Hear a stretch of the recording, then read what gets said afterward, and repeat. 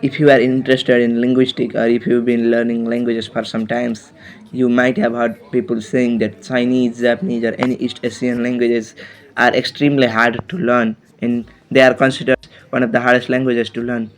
But actually, they ain't. They are technically wrong. Languages can be hard or easy at the same time.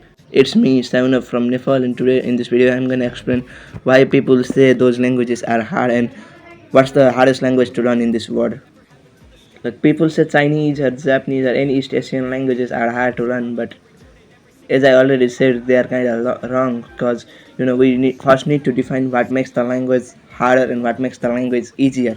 For for most people, Chinese or Japanese can be harder because of the grammar they have, the vocabulary they use, and the pronunciation, which is quite different from English or any European languages. But those were not just a those were not just a factor which makes the language, those which make the language kind of hard to learn. But there are many things to consider too, like to call a language hardest. But I personally don't like the opinion of those people who say vocabulary or grammar or pronunciation make the language hard to learn. But what I consider the hardest is similarities and dissimilarities or differences the particular language has to another language. I mean, like if you are a Japanese person or Korean person trying to learn Chinese, then that would be pretty easy for you.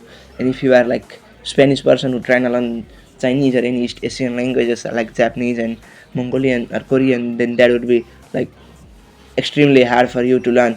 Similarly, if you are like Chinese people who try to learn, which try to learn like any European language like French, Portuguese, Italian, and Spanish, then that would be hard for you. But if you are if you are French which try to learn Spanish, German, or Italian, or even Portuguese, then that would be easy for you in comparison to those Chinese or Japanese people.